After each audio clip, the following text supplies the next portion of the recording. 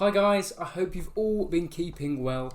Today we're going to do another review of another ant nest, and today we have an ant shack nest. We will be specifically looking at the design, customization options, the accessibility, and finally the habitation, and that's where we move in some of our own ants. So yeah, that should be quite interesting, so stay tuned.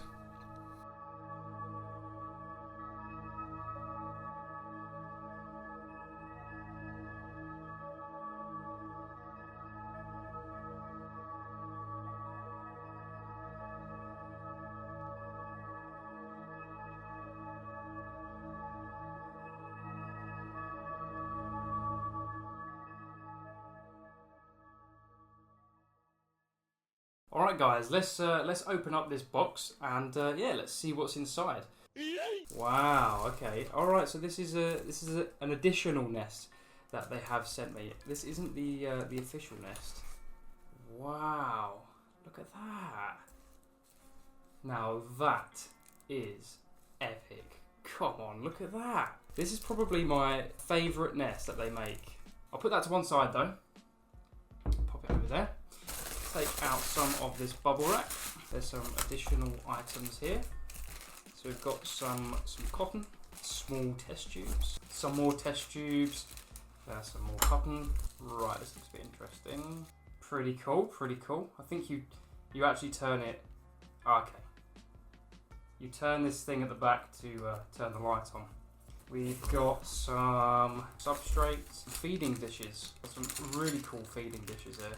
And I think there's a liquid feeder there, which is nice. Got a pipette. It wouldn't be a complete setup without one of these. Some plastic tweezers here. I personally prefer the metal tweezers, but these are still pretty good. What we'll do now is we will open up our nest. So this all-in-one setup is also 3D printed. This is the first 3D printed nest that I have ever had, really. It's pretty interesting seeing one for the first time. So we're going to take a look. Keep doing that. So I think now we should take a look at the main nest, which Ant Shack has sent us, and yeah, get a closer look. All right, guys. So here we have the nest, and if I do say so, this is a really gorgeous nest. Nice. And well, it's not just a nest; it's an outworld as well. Inside this this nest here, we've been given a. Oh wow, okay, it's like an Aztec temple. This is really cool. This is really well printed.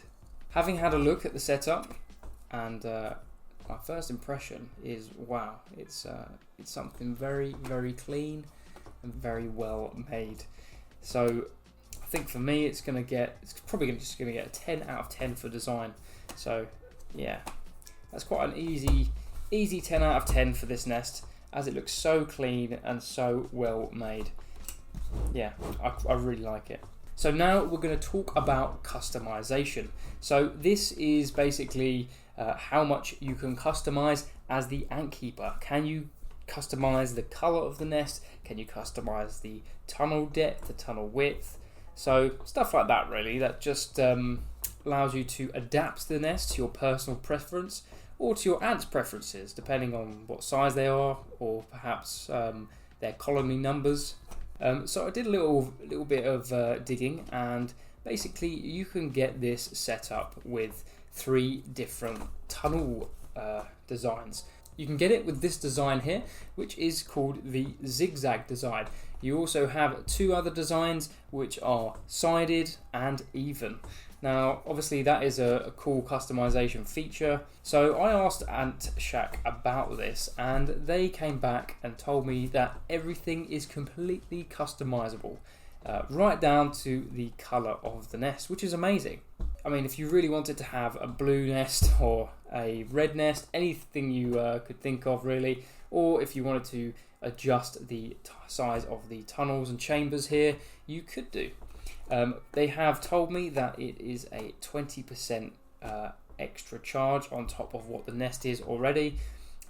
So if you do want to customize the nest yourself, you will have to pay an extra fee.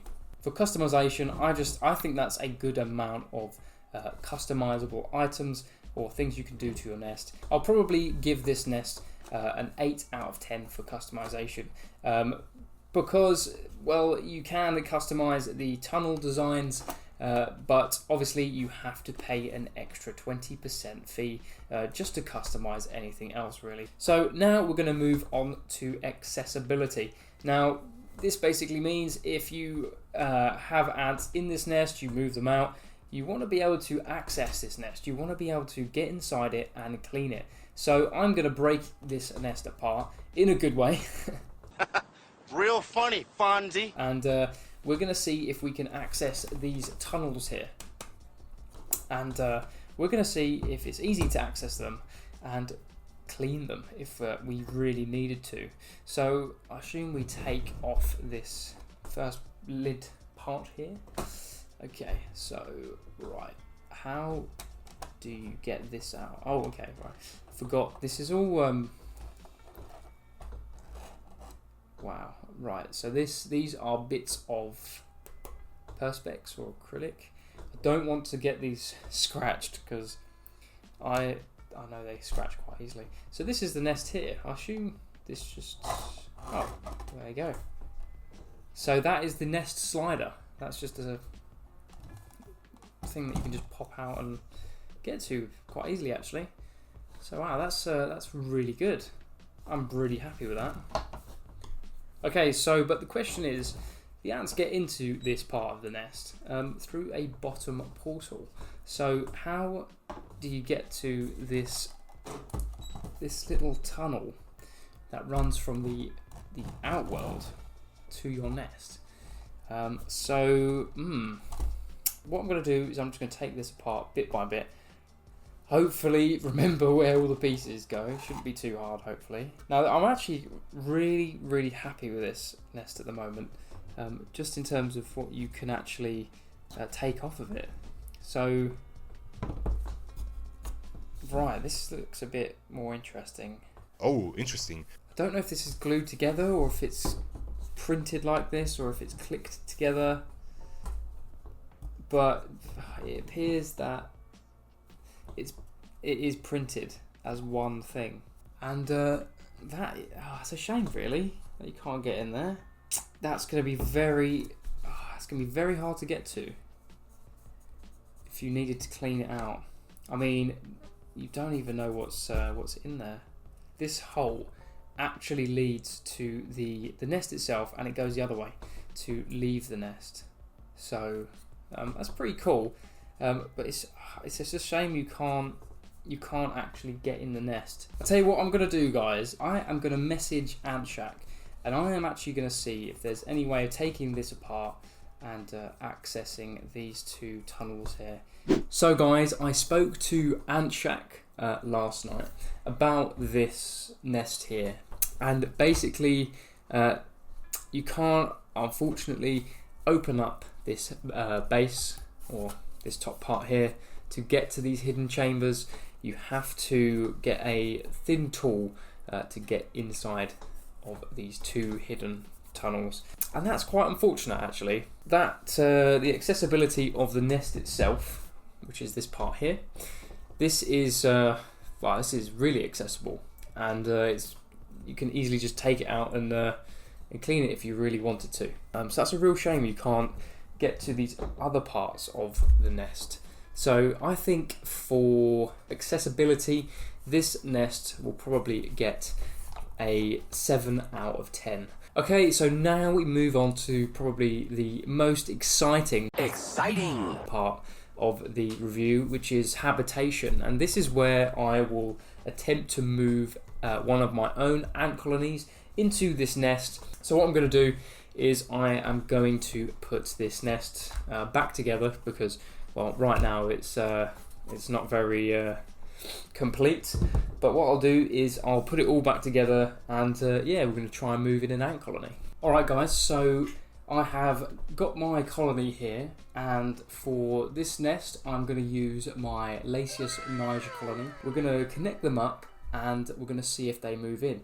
As you can see with this new nest, I've set it up completely now. I've added in 2 of the test tubes that were provided, so it gives it some hydration. Inside the foraging area, I have placed some Australian red sand. I really love this stuff, and some of you may know I've been wanting to get my hands on this for a long time, so I thought it might go well with the colour of this nest. AntShack did provide me with a tubing adapter here, but I don't think we're going to need to use it. I'm just hoping that the entrance to this AntShack nest snugly fits onto this tubing here. Okay, so the ants are connected up. Hello there. Luckily they didn't actually realise when I opened up their nest, so they're completely oblivious at the moment. I guess we're going to wait and see if they'll move into this nest. Alright guys, so these ants are officially plugged into this new nest. Hopefully I'll see you guys soon and when these ants have moved into this AntShack nest. Alright?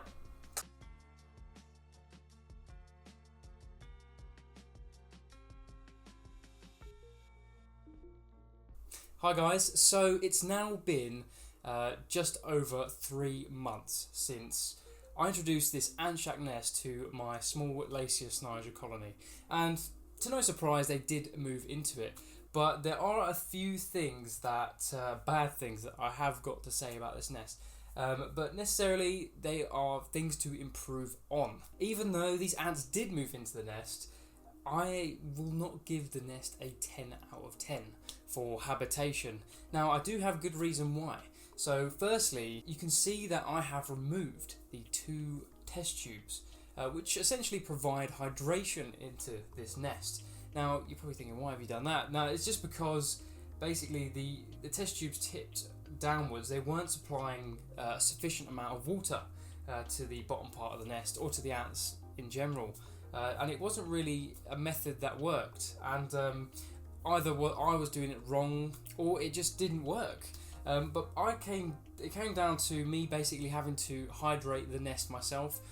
In the 2 kind of ports where you put the test tubes, I've kind of put cotton into those 2, and from time to time I put filtered water into those ports and just kind of dampen the cotton. And it's quite sad actually, because I thought personally that using test tubes would be quite an easy way of keeping ants in this setup, because as any ant keeper would know, test tube setups are quite low maintenance. They give a constant supply of water to your ants. And this was quite frustrating, having to keep hydrating this setup, and it is even more frustrating because every time I do have to hydrate the setup, I have to be really careful, because sometimes the water can overflow and kind of flood into the bottom section of the nest. Now, if this, I know this is a plastic nest, 3D printed, but obviously if the actual nest compartment of this 3D printed nest was made out of something like, I don't know, like Whitong or perhaps something else, then potentially that could just soak up that moisture. So that might be an idea for AntShack. Personally, I found it quite difficult to hydrate the nest. Obviously it was quite easy to feed the ants and stuff like that, but in terms of holding the ants, it's quite difficult because the moisture tends to stay more at the bottom of the nest. Whether you get the hydration method right or not, the ants will always be at the bottom, and they very rarely go to the top because it's pretty much bone dry. If there was any other way of hydrating, kind of, if you could hydrate a top part of the nest as well as the bottom part of the nest, it would be a lot better. And for those reasons, these are just things to perhaps look at and improve on for AntShack. But for those reasons, I'm going to give Habitation for this nest an 8 out of 10. Now, I'm not kind of slating AntShack here. Literally everything I'm going to say in this part of the video is pretty much things they could probably improve on with this nest design. So they did supply some red acetate, so this is just some red film, and some ants can't see the colour red. So when you add this to the nest like that, it darkens the nest for them, and it's really useful. And AntShack has kindly provided this with the nest, but they've done it in two separate pieces. So when you slide these down, into the nest, that you can either decide to have one at the bottom or both of them covering the entirety of the nest. Now, one thing I found wrong with this is that the secondary red acetate slides either behind or like in front of the first one, and even if you did want to try and keep them like on top of one another, it is quite hard because obviously they are quite thin, and the gap that you slide them in is quite big, so it's not hard for them to kind of slide together. I mean, it's easy if you just wanted to have one, but if somebody wanted to have two, if someone wanted to have the whole thing covered, they'd have to actually go and buy a piece of red acetate and cut it up to size and cover the entire thing. That's just one of the things to take note of, really, that I noticed. It applies for both the front of the nest and the back of the nest, which is a part of the foraging area. I do have another thing to talk about, and that is the design.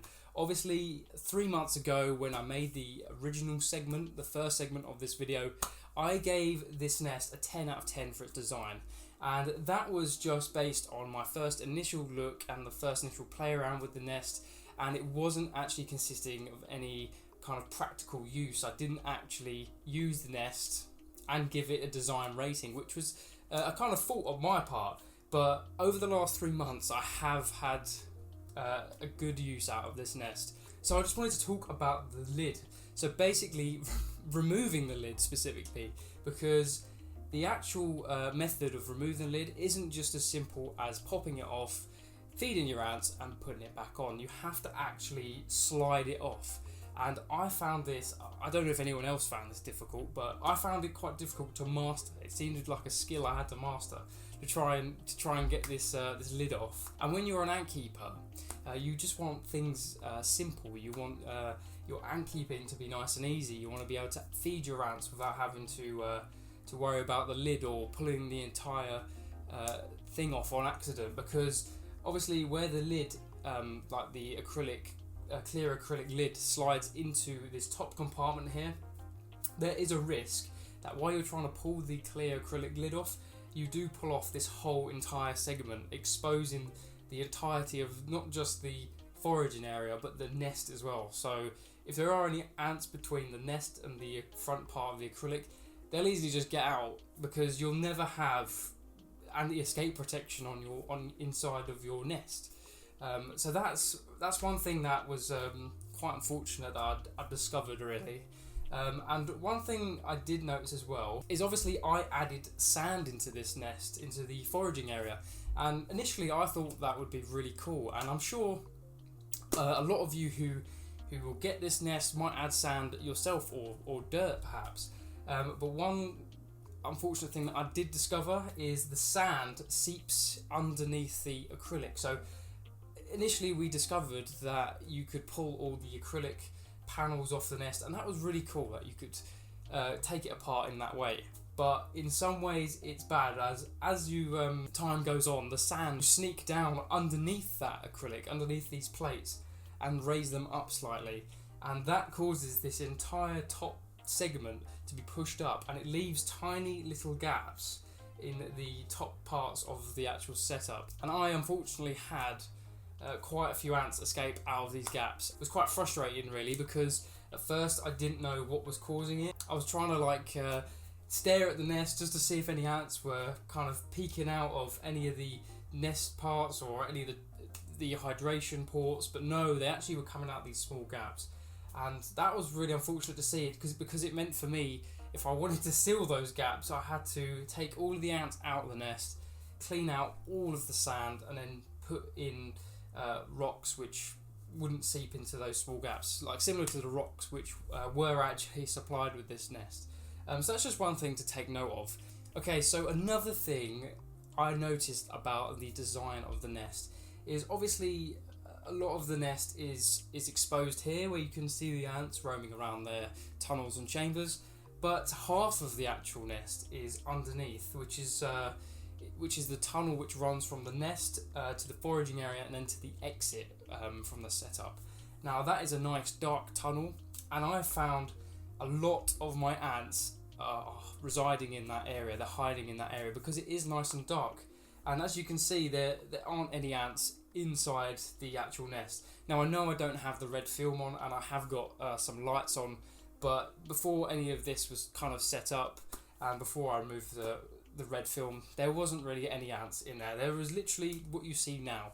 And it is quite unfortunate because as an ant keeper you want to watch, you want to study your ants, and you want to see all their brood and stuff, and my ants have taken all their brood to the darker parts of the nest which aren't visible, and that's a real shame, because this whole front nest part looks really attractive and it looks really clean, and it would have been cool to have seen all my ants in there. So all those points noted, I'm sorry if I was kind of like ranting or anything. I didn't mean for it to come across as ranting. It's literally just things to note down, or perhaps things that need to be improved. But the design rating, unfortunately, is going to go down from a 10 to a 4. Now, although this is a really cool nest, I am going to move these ants out of this setup because there just isn't enough of them to fill up this space. I'm probably going to move them into their original nest just for now. If they do get a bit larger, then I might move them back into this nest. So now we come down to the end of the video where I will give this nest its final rating. So for design, we gave the nest a 4. For customization, we gave the nest an 8. For accessibility, we gave the nest a 7. And finally, for habitation, we gave the nest an 8. And this gives an average score of 6.75 out of 10. Now, that might seem quite low, but I feel like with this nest, Ant Shack does need to improve a little bit on their design and perhaps make a version 2.0. And even if small changes were made, this nest could become truly epic. But yeah, guys, that is the video.